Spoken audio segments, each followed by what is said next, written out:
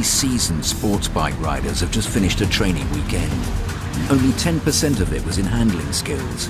90% was how to read the road in order to use those skills to better effect. I've been riding for a number of years already, but it just pointed out things that I was doing right and things I was doing wrong. I'd already been riding 6 years, and I suppose I was a little bit apprehensive about going on to further motorcycle training, possibly particularly with being a female. The major thing I got out of it was to be in the right place on the road at the right time. That's why you can tell a successful rider, not just from here, but from here. It's what advanced trainers call scan and plan. Most people get fixated by what's directly in front of their noses. Scan as wide as you can. Taking in the mirror too.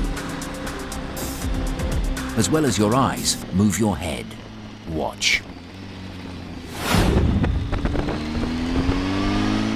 As we come over the top, what can we see? Straight road, left-hand bend shown on the warning sign. Looking across the bend, we've got the white transit van in the entrance, shows us we've got a right-hand bend. We can see the grey car leading down there now. Surface looks fairly good as we come up to it. One white transit van may run wide, so we're going to sacrifice into a near side position as we come up to it. Looking across to the right-hand side again, you can see the back of the vehicle leading away, just gently dropping it in. Surface again looks okay as we come up here. Fairly positive camber. We're watching the area under the trees just for damp spots. Put a bit of power in as we exit now.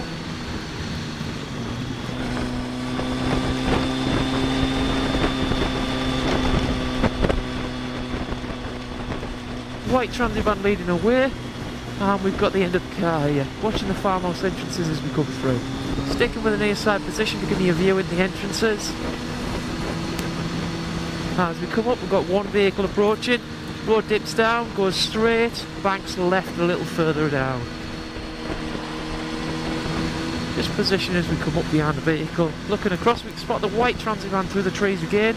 12 o'clock directly, you can see him leading away on a nice long straight. Yeah, I'm going to plan to take this car on the exit to the straight. So just giving the bike ready to go when I need to. I'm thinking about whether the vehicle has seen me at this point. He's taking a position. Hey, he's looking at me in the mirror. No need for a signal. We'll just power through gently. When overtaking, always ask yourself, do I need to do it? Can I do it safely? Can I do it legally? Nice straight section. We can see the house right hand side. The transit van up ahead is bearing left. That tells us it's the left hand bend. The surface is a little more grippy but can be broken up on this type of surface. Warning sign on the left gives us left bend, right hand bend. Taking a nice position near the white line as we come up to it to give us maximum view.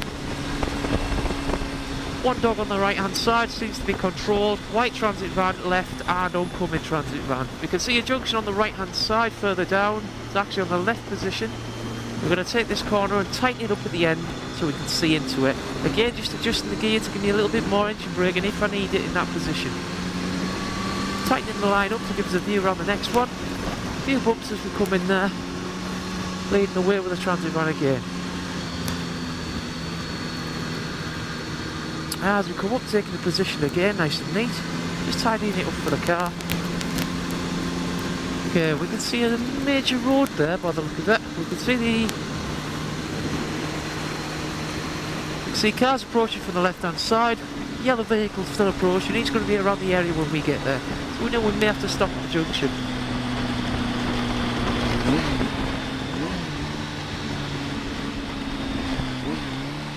Just bringing the bike down nice and steady. Let's bring it down on the brakes now. Stay a distance away from the truck just in case he reverses. Selecting potential hazards. How many can you see? If you can't see it, you can't plan for it. With trucks, remember, 40 miles an hour is the legal limit on a single carriageway. What can you see from close up behind this truck? Precious little.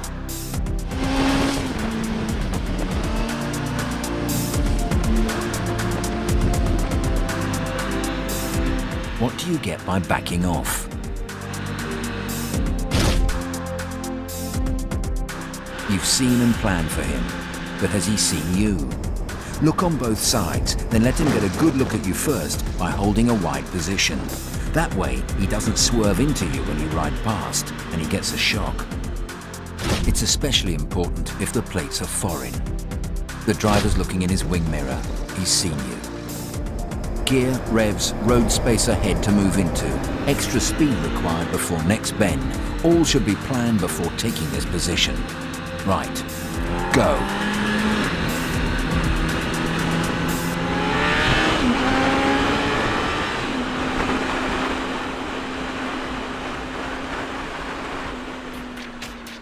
The sequence is see it, plan it, position for it, do it. Sharp overtakes are no different. If you plan early, brakes should not be needed. Observation gives you the edge.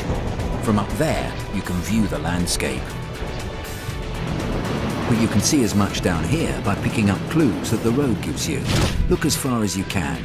You see the way those lampposts are going? They show the line the road will take. That set looks like they may be at an intersection or something to watch out for. See that cluster of lampposts ahead? What are the odds that it's a roundabout? Road signs inform you. To judge by this set of signs, which is coming first? The hill or the bend?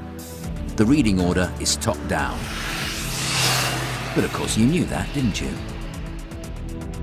Roadworks mean passing traffic could be spreading gravel way ahead to the next bend.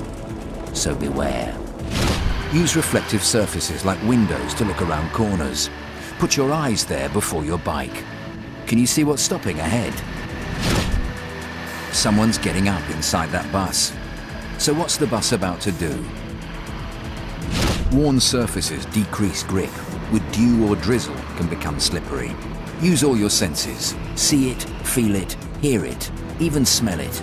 On a wet road, you can smell wet diesel. Ever noticed?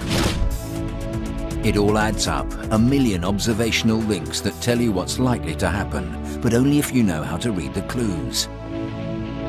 Find out more about how at the end of this chapter.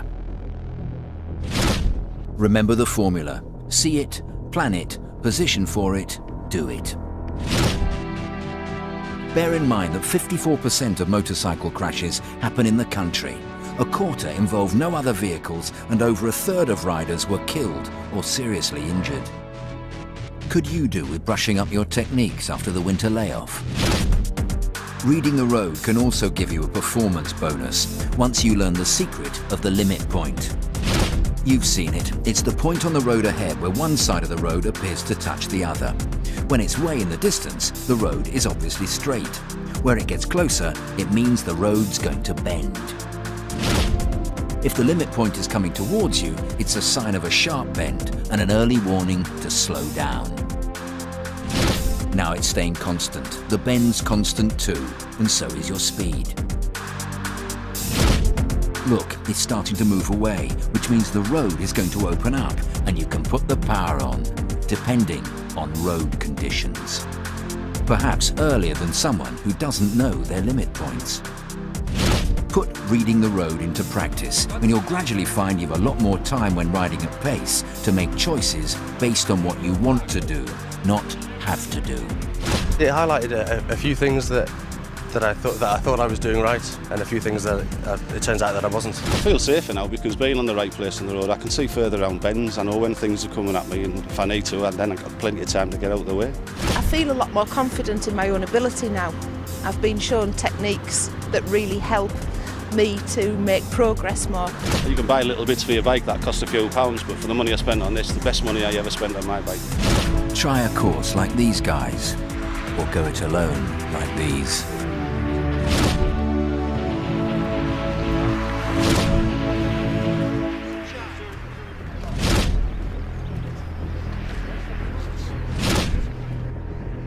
All good riders, but not quite good enough.